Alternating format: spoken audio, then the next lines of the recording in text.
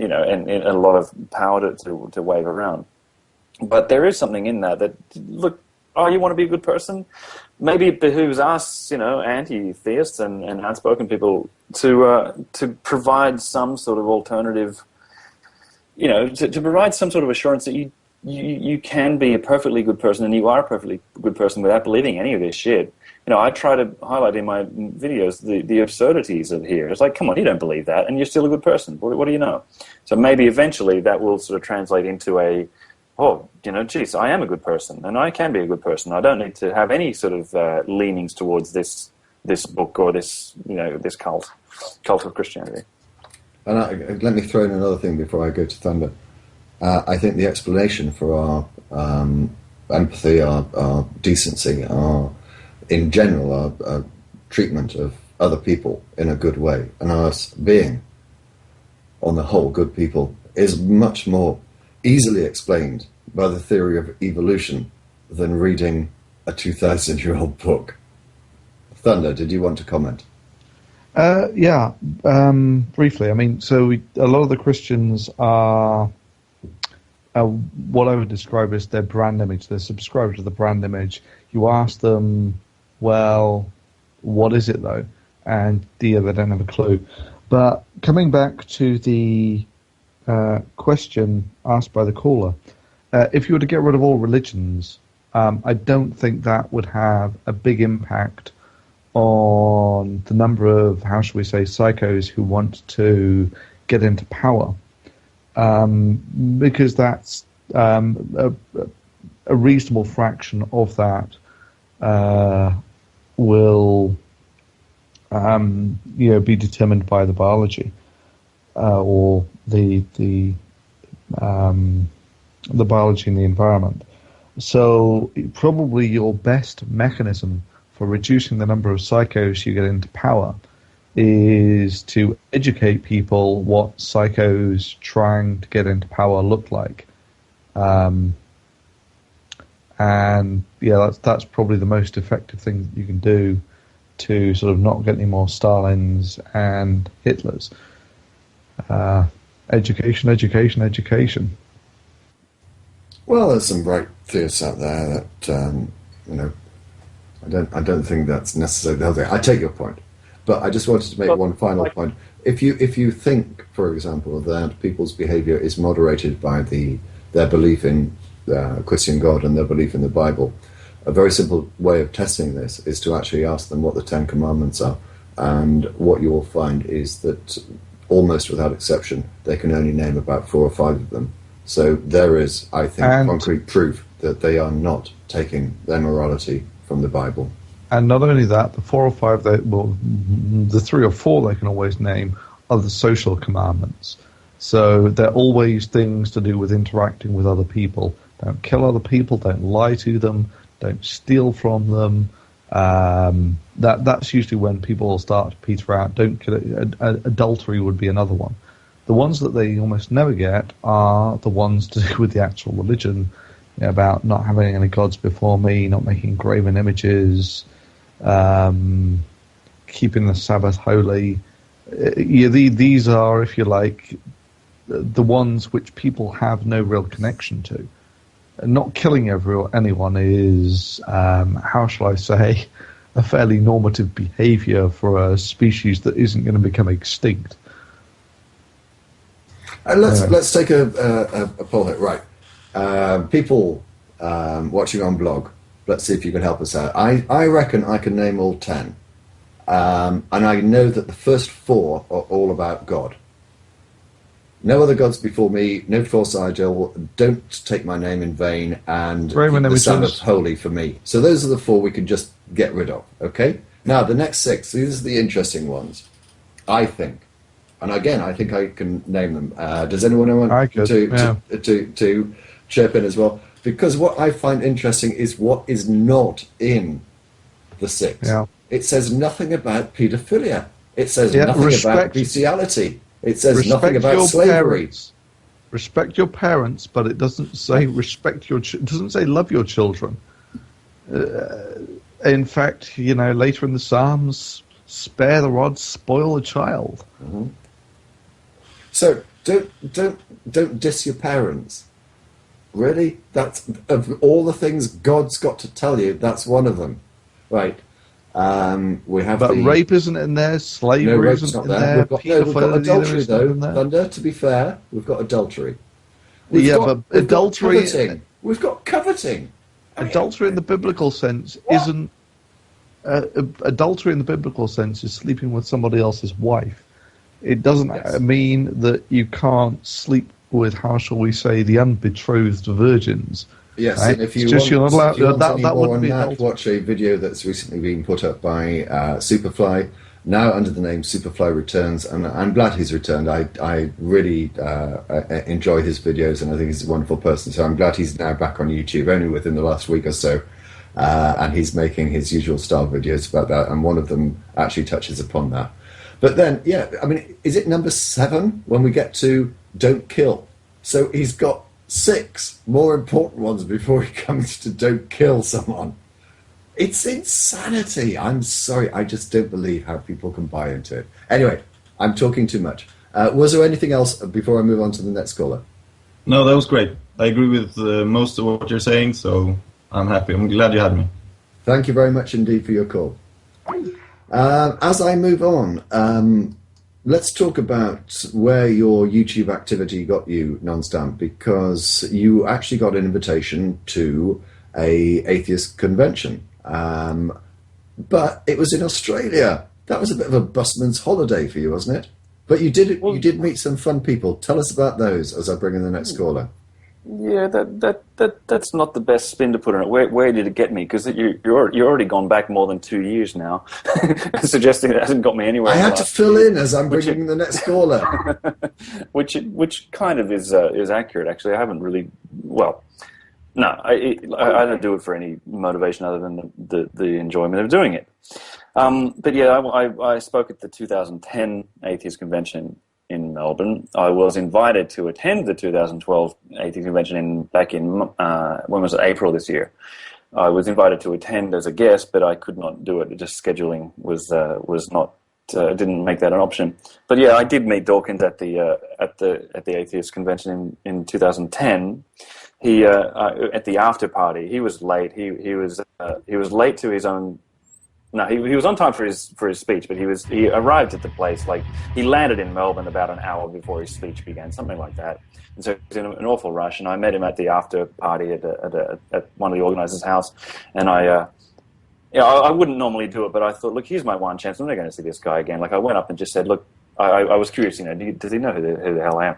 So I go up and say, oh, Mr. Dawkins, or Professor Dawkins, something. Look, I don't know if you've. I make these YouTube movies and the cartoons, and you've had them on your website. I just wonder if you've seen them. He says, oh yes. So I go, oh, there's one with angels sitting around the table, and they're talking about God's planning to go down to earth. And he says, oh yes.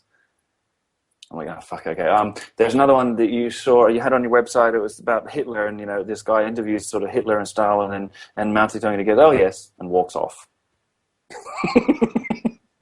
Which I think is hilarious. It's his loss. Fail, man. It's his loss, not yours. Total fail. I kind of treasure that experience. It's like, I mean, an intellectual idol, of mine. I think Dawkins is great. He's not the be all and end all of everything, but I think he's wonderful. And my one chance to meet the guy, it was like the equivalent of just treading in dog shit. It's like, oh fuck, that didn't go very well.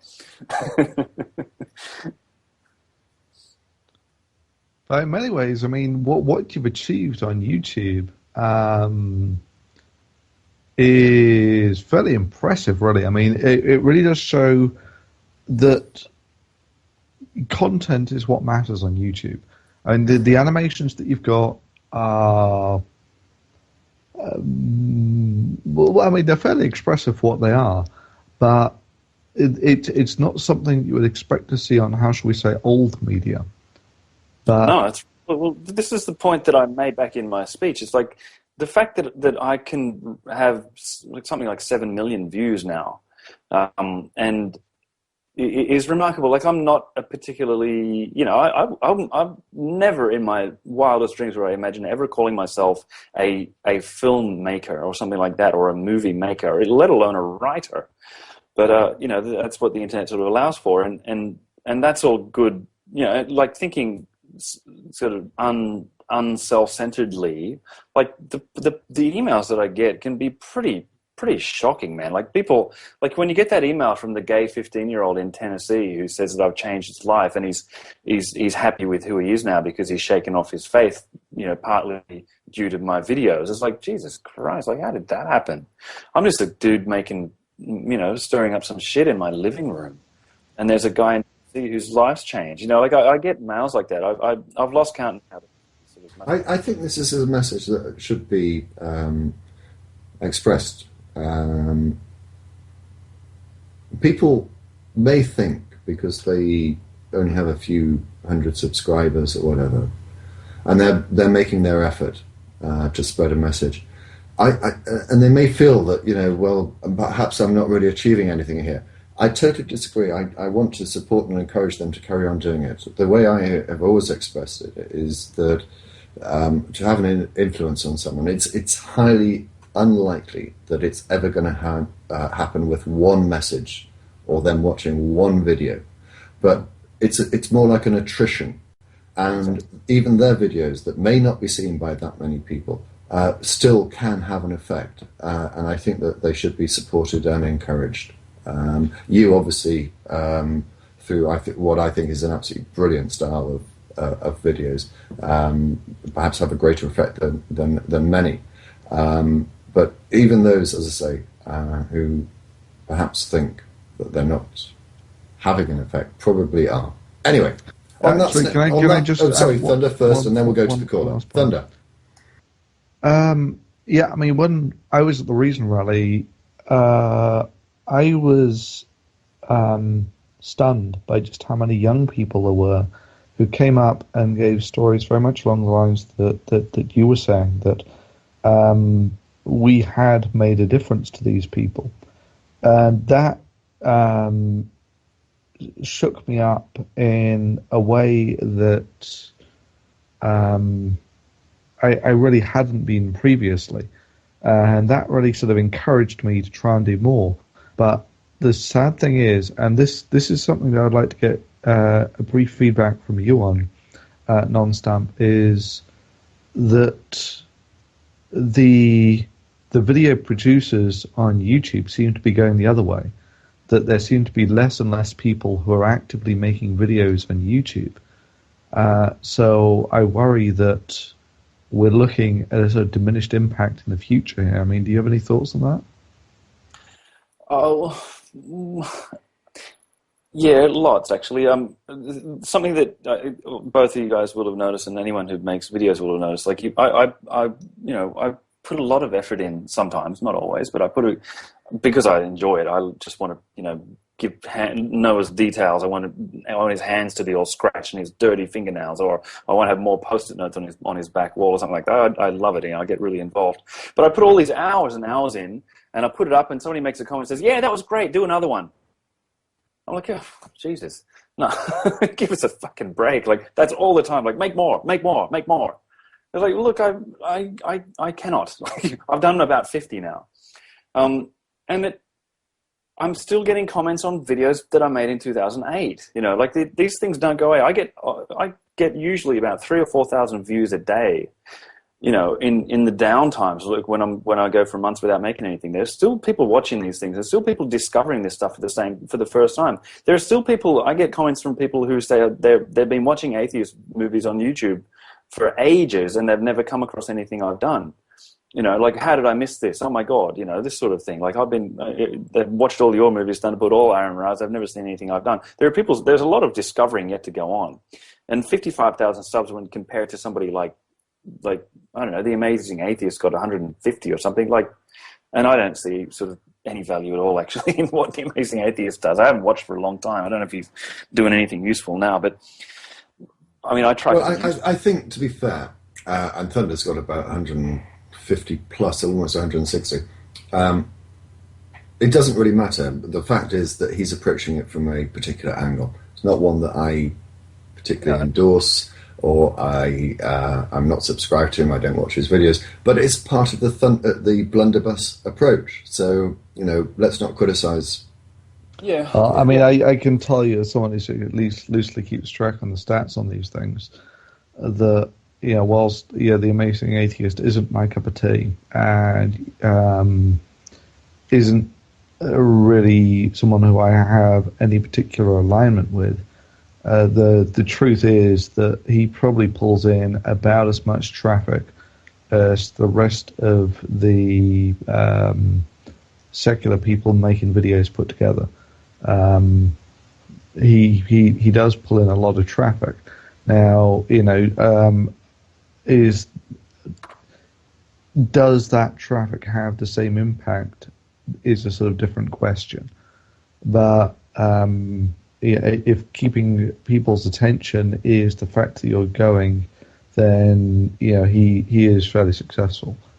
I'm not mocking him. But my main concern is that that the number of people making videos, how shall we say, promoting science, skepticism, and the dangers of dogma. The number of people making videos like that is, how shall we say, experiencing attrition, and there are no new people turning up to actually fill in the die-off. I disagree with you, Sander, and I'm sorry, I am going to interrupt you on that point. I disagree with you. There are two reasons. Firstly, and I know we've discussed this privately, the amount of videos that are of the ilk of what Venomfang X used to put out, which was just simply parroting Hovind, have been debunked by yourself, by CDK007, by Extant Dodo, by Don Exodus, and the like. We don't see those videos anymore. So the material that we're dealing with, or the likes of you and those other YouTube users are dealing with, has gone. They don't try those arguments anymore because they have completely debunked. Secondly, they've obviously now turned on to philosophy. But I do want to pick up on the point that there aren't new people coming through. I think there are, and I think there are a lot of refreshing, interesting channels coming through. And if you ask me to name them, don't. But I think there are there, and I think you're somewhat dismissive about that. Okay, let's not have a personal argument when we've got a public show. Let's move on to the next caller. We'll discuss that later. Or if somebody does want to discuss it, send us a contact request on Skype and we'll get you in. But let's move on to the next caller. Hi, welcome to the show. Hello. Hi. What are you bringing to the table today, sir?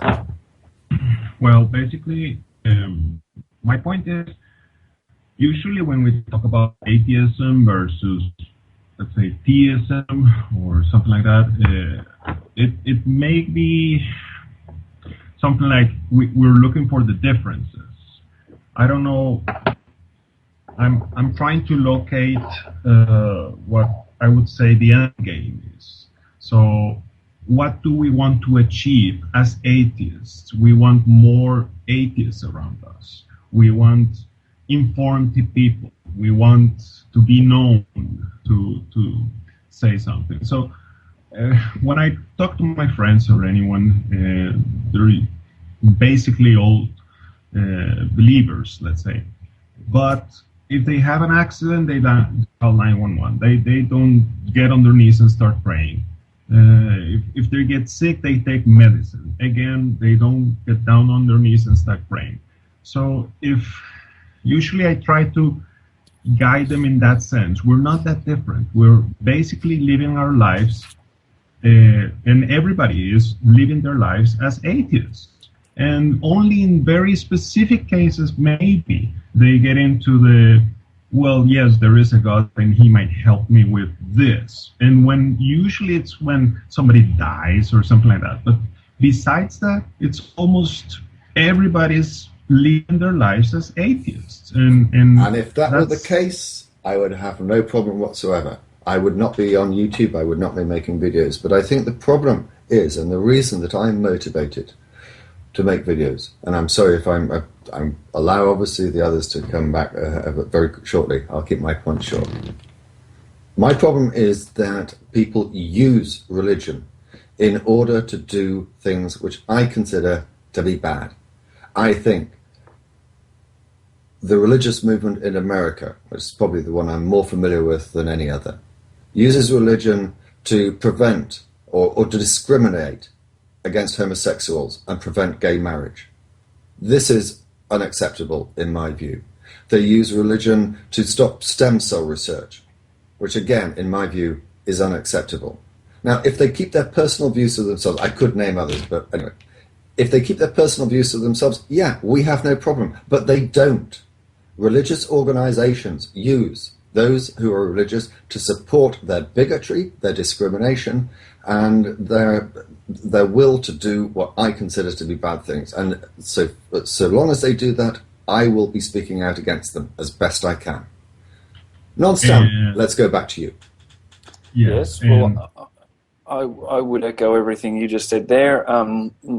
Points I would add as to what we're looking for, what we're aiming for is the same thing. The influence of religion in society is the big concern.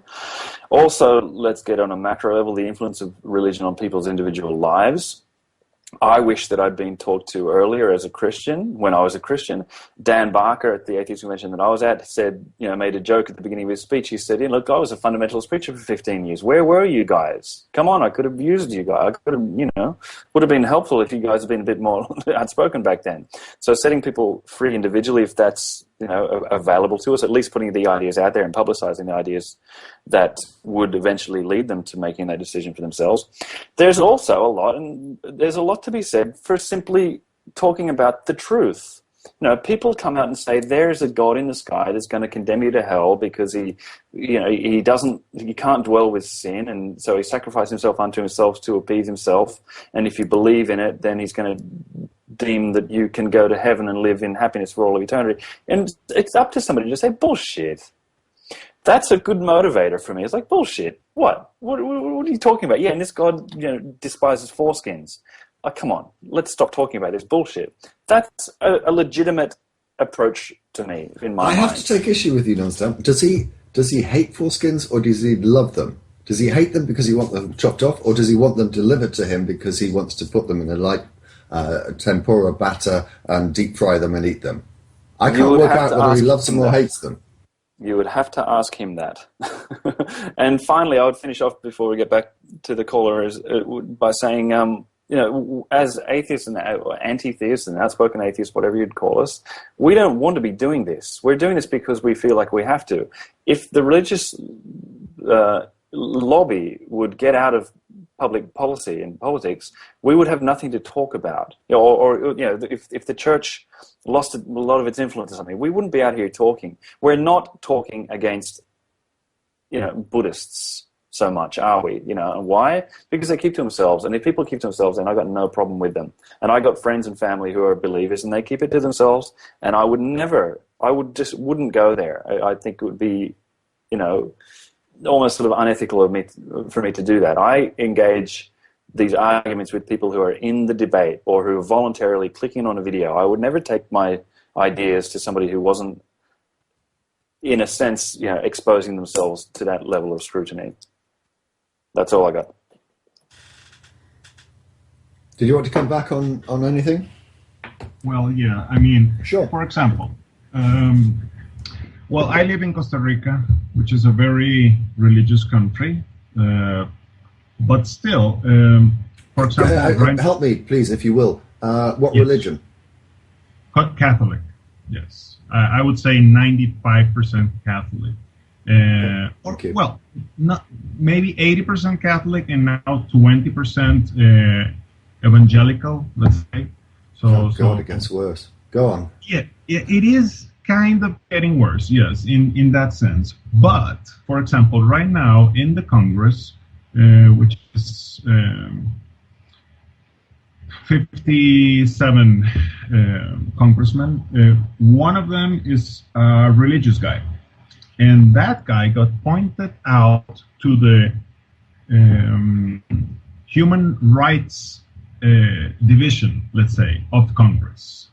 And everybody in the country got pissed off because he is against gay marriage. He is against abortion. He is against absolutely everything that it's supposed to be a human right. So actually that made my point as an atheist for when talking to theists, that they saw the problem firsthand. I mean, I was always talking about we should have a separation of church and state. Now they can see it for their own eyes. So actually, this was for better in that sense.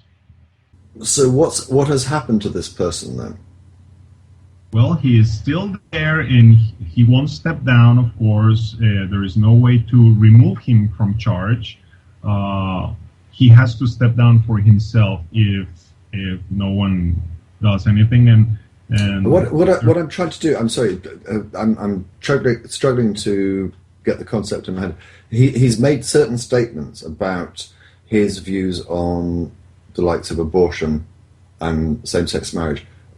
And I'm comparing that to American politicians who do likewise. Why has he been sort of like targeted or picked out for special treatment in Costa Rica? Well, as I said, the thing is, he got the job as in Congress to deal with any law that deals with human rights. And that is... Sorry, I didn't understand that. Do carry on. So, as I said, general population, I would say more than half is in favor of same-sex marriage.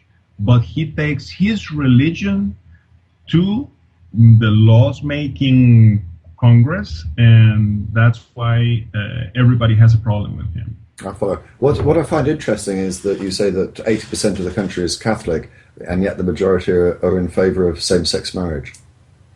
That's kind of my point also. I mean, even they believe in God, they say they believe in God and everything, but they are not in favor of anything that's not related to human rights and peace and this and that. So if I would suggest them read the Bible, but nobody does.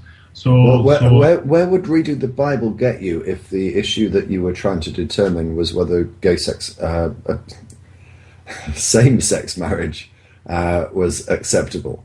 Well, I suppose you could probably look at Leviticus. There's something in there, isn't there? But yes. It certainly didn't feature in the commandments. I mean, this is the going back to something that we were already discussing an hour or so ago about interpretations that you can take from the Bible. I mean, you can pretty much take anything. And what I find fascinating is those that have this ability to, when asked about Old Testament laws, they will say, "Oh no, but none of those apply anymore." And I'm thinking, which book are you reading here? Have you read Matthew 5:16 to 18, when Jesus says, "I have come not to change the law, but to enforce them"? So what has changed? Has God changed? And then they come out with it, but Jesus fulfilled the sacrificial laws. Well, hang on, what does the sacrificial laws have to do with whether you sleep with another man or where you put your penis? Oh, more to the point, why didn't God have the foresight, given that he would obviously know that 2,000 years later no one would actually read the Bible, why did he not have the foresight to actually put a one-page executive summary in the beginning saying, as NonStamp was rightly calling bullshit on earlier, that, oh, by the way, I created some rules which mean that I'm going to have to kill you all. Sorry about that. But luckily, I decided to make myself human and then sacrifice myself to myself. And then if you believe that I sacrificed myself to myself, then I can let you off me having to kill you or torture you forever. I'm really curious about this. Because... I mean, really, how else? What other executive summary would you put for the Bible? This is what we ought to do. We ought to have a competition to write the one-page executive summary for the Bible. It's a one-paragraph summary. In the lead up to this show, I thought it'd be interesting, as we did, to play a couple of non-stamp collectors videos. So I selected almost at random a few that we would play before the show started, and one of them was Noah's Ark Part 1, which I have to say I think is absolutely wonderful. Part 1 and Part 2, absolutely fantastic. I think they've both got about 250,000 views apiece, and if you haven't seen them, you ought to. But as I was watching it, I was just thinking, you know, in the 21st century, 2,000 years, well, actually 4,000 years after these events were supposed to, there are still people who genuinely believe that this happened, that Noah put all 2 of each, or sometimes 7, maybe 14 of each, depending on whether they were clean or unclean, onto an ark. They lived there for a year. And Non-Stamp's video just shows how absolutely ridiculous this claim is. But there are still people believing it. Why? Why is it that people still believe this shit? Can anyone help me with that? It's all gone quiet. Anyone? Well, yeah, because that's the way religion works. You got to accept it on faith, DPR. You make a terrible faith head. Oh, he's gone. Well, one thing I have found out a lot is that many people that I deal with, they do believe in God, they do believe in, I don't know, heaven and hell and this stuff, but they don't believe the Bible stories. They all say, no, that's just like a story to give an example of how you should live your life, but it's not like literal story. That's more common than somebody that actually believes it as a literal story. Non-stamp. Yeah. So, well, it's up to us then. You know, they of course, you know, it goes from being literally absolutely inerrant and true down to, well, it's kind of true, down to, well, it's symbolic of something. Man, let's just keep on chipping away at that until it's absolutely irrelevant, which is what it should be. You know, when you're talking about people, you know, denying each other civil rights and things like that, or letting women die having back alley abortions, man, let's just keep on chipping away at it. That's what we have to do, is chip away at the authority that still exists in people's minds, you know, and that's what I kind of tried to do with the Noah's Ark video, of just like, come on, you know, you don't believe this. And I put a line at the end of that, just like, you know, one of the sons says to Noah, it's like, hey, Dad, you know, have you ever considered this? Perhaps it's total bullshit historically, but maybe it's a meaningful metaphor or something.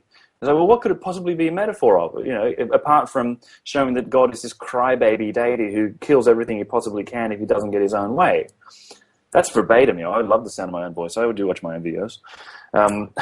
But you know, let's chip away at the authority of this. There's nothing in this. There's just no value in this text anymore. Let's keep going. You know, there's a story of God telling somebody to cook their bread over burning human over burning human shit. And then he changes his mind. God changes his mind. God's open to petition. God changes his mind and says, yeah, okay, you can just cook it over burning cow shit instead.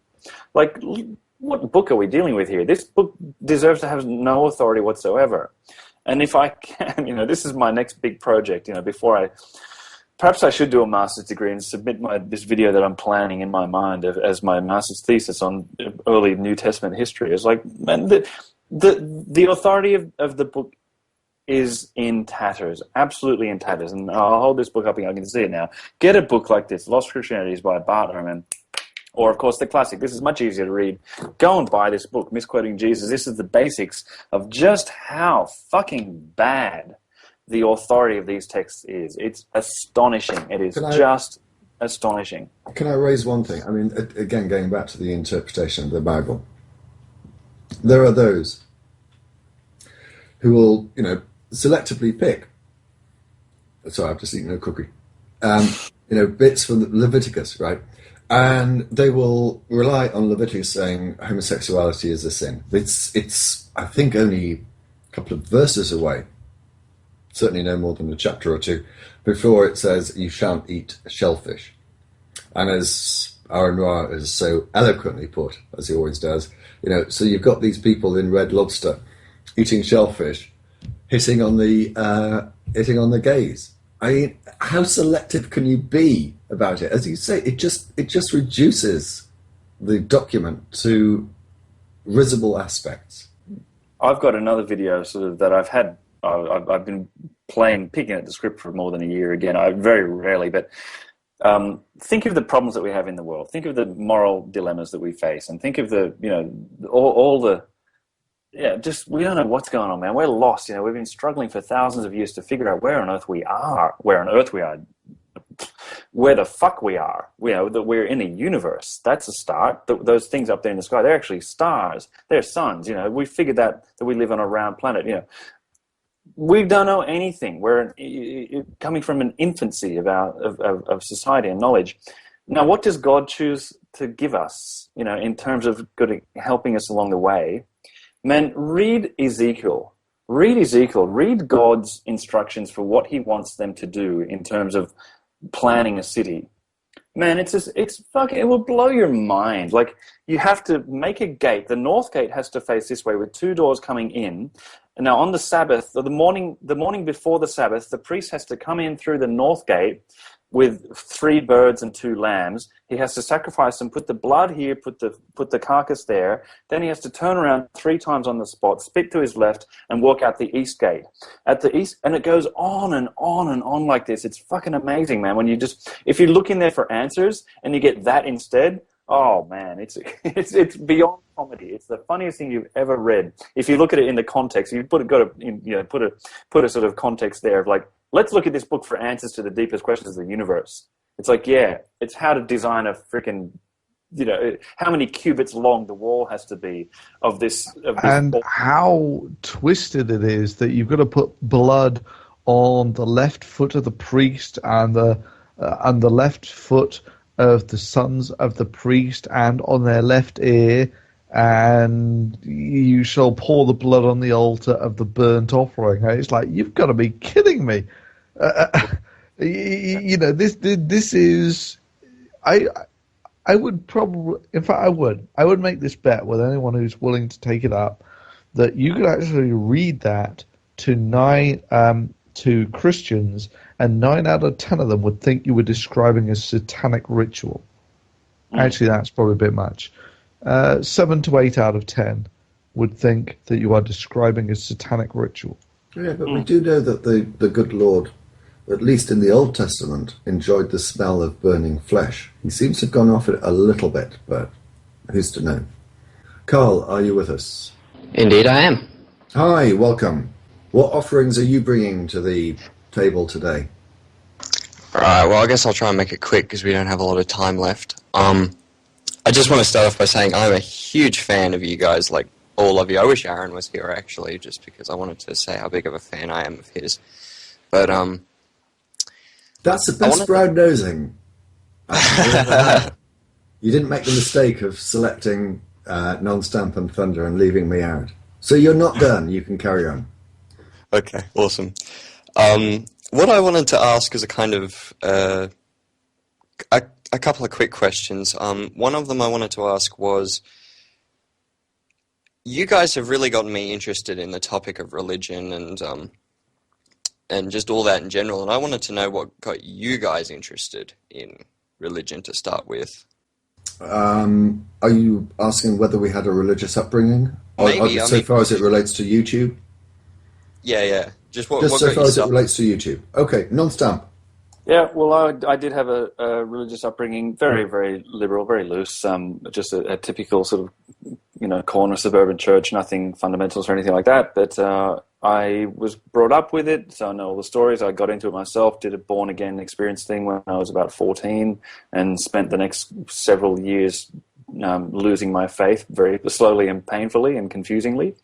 Didn't think much about it at all until long after the God Delusion had come out. In fact, I can remember walking down Pitt Street Mall in Sydney, and Dimmick's bookstore on the right used to be, I don't know if it's still there, I haven't been in Sydney for 4 years, but The God Delusion, this great big book, and I looked at it and went, why didn't that guy just shut the fuck up? Why didn't he mind his own business? Who is this guy? I don't know anything about this, but fucking leave people alone. And a couple of years later, here I am. But the thing that turned me on, I don't know why, but I when I got YouTube, when I got broadband internet at home for the first time, and somehow I came across a video of a guy called Christopher Hitchens just going off, and I was mesmerized by it. I've never seen him before, never heard of him, and I literally that weekend must have watched about 6 hours of clips of this guy just talking, and that turned me into an anti-theist because it convinced me. He convinced me of the harm that religion does, and from there I went to Sam Harris, and then I went to Dawkins, and that's my little story. But it's, why am I still into it now? I often get that question, why are you still doing this? It's like, man, once you start this conversation, it's difficult to get out of it. It's difficult to not respond to that idiot comment that comes back. It's like, yeah, well, you're wrong about this. And you go, well, I could just let it go, but no, I'm not wrong about this. And here's why. I can demonstrate why I'm not wrong about this and why I don't have a bad understanding of this. And it's just, the conversation continues. And now I've been on YouTube for 4 years. So that's my little background story. I think, Thunder, I'm going to summarize yours for you because I think it's well known. You basically got involved when you started seeing videos made by Vellenfang X, quoting literally verbatim Kent Hovind. So if it's all right, Thunder, we'll skip over that one. Unless it's something that you wanted to add, because I've got now about 4 or 5 callers that I'm going to try and fit in the last 20 minutes. Thunder, yeah. I mean, if it weren't for the fact that it was so obviously wrong, that's the thing that really got me. And whilst you're bringing the next caller, let me just read you this bit from the Bible. Well, let me say goodbye to the last caller, and thank you very much for the call. But as I say, it's always happened. The first hour, we get 2 or 3, 4 people sending contact requests. In the last 15 minutes, suddenly there's a flood of them. So I apologise, I removed you. Thunder, do go on as I bring in the next caller. And I'm going to take it out of turn, because this person apparently, I suspect, is a Poe, but he's going to give us evidence for God. Yay! And the sons of Aaron brought blood unto him, and he dipped his fingers in the blood, and he put it on the horns of the altar, and poured out the blood on the bottom of the altar. But the fat and the kidneys and the caul of the liver of the sin offering he burnt on the altar, as the Lord commanded Moses. And the flesh and the hide he burnt on the fire without the camp. And he slew the burnt offering, and the sons of Aaron presented him the blood and sprinkled it around the altar. And then they presented the burnt offering to him, and the pieces thereof, and the head, and burnt them on the altar. And so it goes on. This is like, what the fuck? And this is one of the things that so got me about religion. Is why does no one say this is obviously bullshit? Well, how can people still actually take this sort of thing seriously? I'm not the right person to ask, and unfortunately the caller that said that they had evidence for God doesn't seem able to work his Skype. Or maybe he decided he didn't have evidence for God. So we'll go back into the order that I had decided, which means that we are going to be joined by, Lordy, I hate it when people use different names and it comes up differently. Sean, I hope.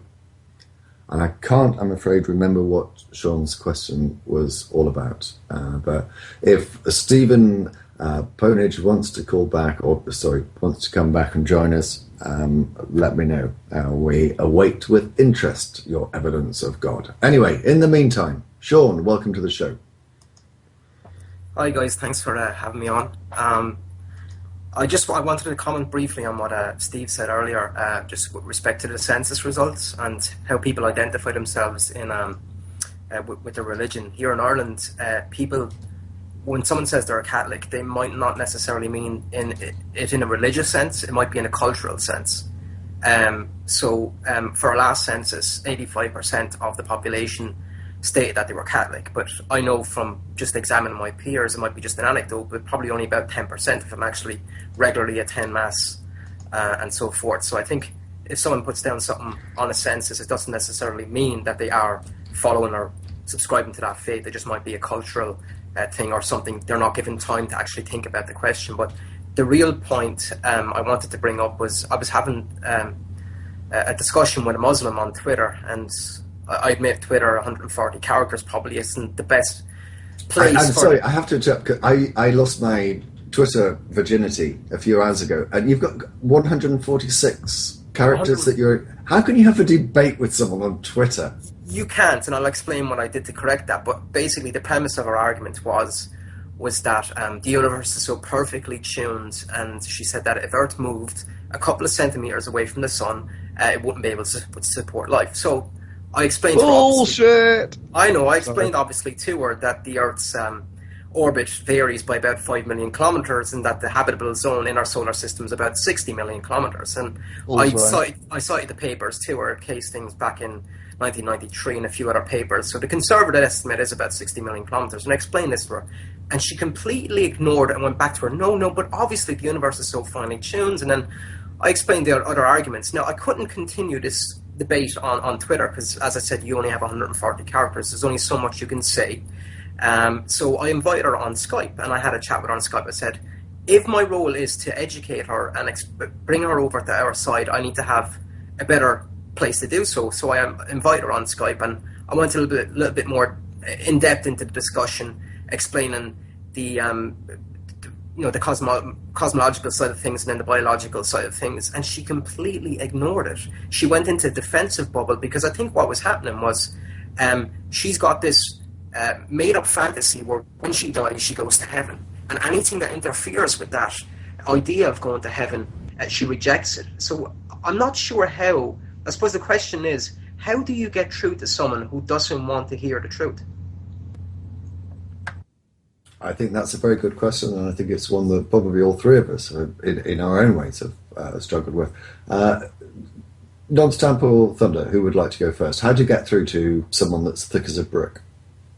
You don't. I don't think you do. I mean, what's that little adage? A man convinced against his will is of the same opinion still. You're not going to convince everybody. I mean, you can't bash them over the head with it. They're not going to get it. And yes, I do bash people over the head with it, and so I'm failing in that regard anyway. But look, you've just got to present the argument, and they'll come to it themselves. There's no way of, I'm no expert in this, man. You're talking heavy psychology there as well, you've just got to present the arguments and ask pointy questions. I guess that's. I mean, I do try to ask pointy questions in my videos. It's like, well, come on, think about this. Have you ever given this some thought? And the answer is probably going to be no. And then, you're getting through to somebody when they change the subject. That's a good sign, man. Like I agree, on the right track and there. this is what I've experienced when I've dealt not only with theists but also conspiracy theorists. 9/11 conspiracy theorists as a classic example, and they'll come to you and say, those buildings dropped at free fall speed, it couldn't possibly have happened. So then you show them that they did not fall at free fall speed. Do they then say, you know what, you're right, I won't use that argument again? No, they say, but what about building 7? So then you deal with building 7. And do they at that point say, you're right, actually, okay, I won't use that argument? No, they say, but how about the fact that so-and-so's brother-in-law was the chief of security at this, and so it goes on. And then you've got Flight 93 and mobile phone calls and all this sort of shit. It is no different to dealing with a theist, and I've made this comparison before. When you look at Thunderfoot's very first video, why do people laugh at creationists? He dealt with 3 points that were made by Venom Fang X. One was there is not one drop of water in the entire universe except on Earth. Secondly, the Earth orbits in a perfectly spherical orbit, right? And I can't even remember what the third one was. Thunder destroyed those, right? Have you ever heard from Venom Fang X an apology saying, "Thank you, Thunder. You have corrected me. I was wrong. I won't use these arguments again"? No, never. Have you ever heard an apology from Venom Fang X? Of course you won't, because he's a fucking psychopath. I'm sorry, I've let my emotions get the better of me. Let's get it back on track. Yeah, no, that's... No, it was a good argument. I've actually seen the argument with respect to if the Earth moved a couple of centimeters back, it would freeze and it would not be able to support life. I don't know exactly who's propagating this information, and it's so very obviously fake, and it's so easy. If you wanted to know and figure out what the truth was, it'd be available there for you to read. So I'm actually baffled. I know Answers in Genesis tends to propagate, pseudoscience, but I couldn't even find it on there. So it's something that I've seen cropping up on Twitter. I do tend to look for certain tags so I can debate with people on Twitter. But yeah. The Discovery Institute or their affiliates put out a video years back called Privileged Planet, and that's basically the story that they spun in that. That's why it keeps cropping up.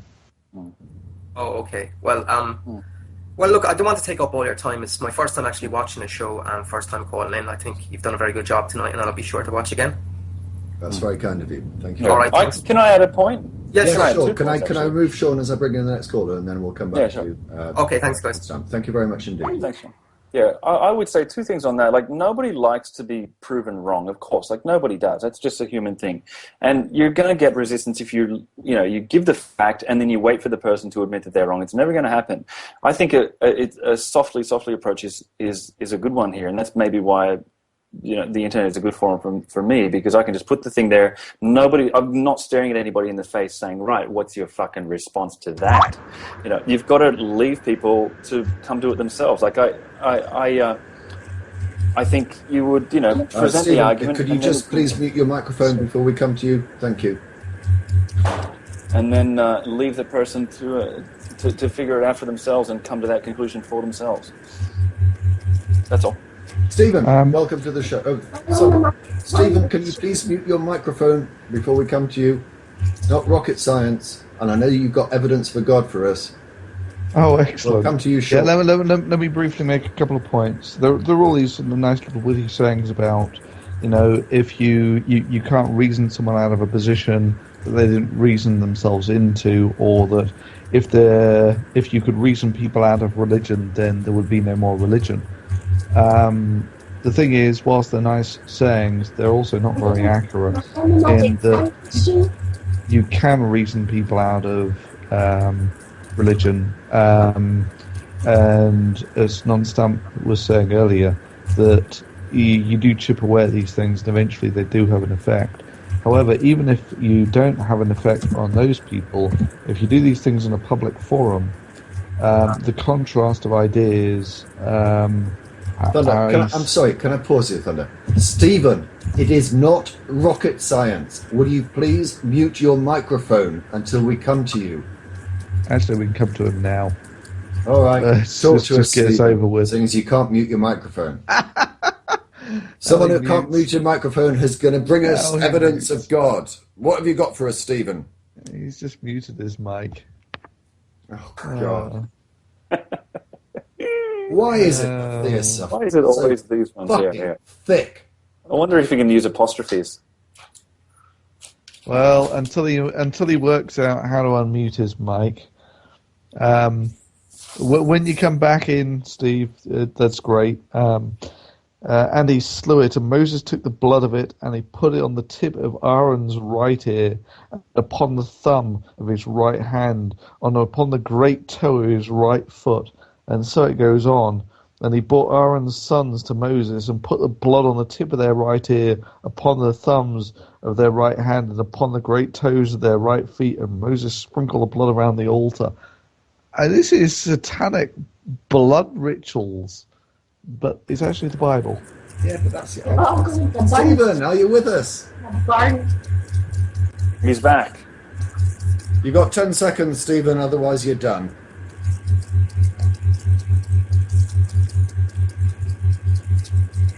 Hilarious, Steve. You're done. Yeah, hilarious. Well, that was so productive. We'll move on. I can keep filling in. Non-Stamp, can I just confirm we're overrunning now by 4 or 5 minutes? Are you happy to stick with us for another 10 or 15 or so? Sure. Even Thank you. 13 Heavens, do you know how to work the mute button? Yes, I certainly do, and it's Oh, heathens. that's a blessing. Praise the good Lord for that. How can we help you, sir? Actually, this goes all the way back to the first call of this show, when you were talking about science in relation to religion. When I first got on YouTube years ago, I was going to go after the whole Ben Stein nonsense, but then the Anon protests against Scientology came up, so I ended up dealing with that instead. And one thing I ran into while I was dealing with that is that they're talking about, we're promoting a non-germ theory view towards sickness, and I went on and I criticized how ridiculous that was, that basically it's these alien parasites, this theta that's causing this.